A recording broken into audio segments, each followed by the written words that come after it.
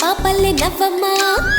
తీయగా కొమ్మ ఒళ్ళో పున్నగా పువ్వలే నవ్వమ్మ హరి విల్లుగా నవ్వుతూ ఉంటే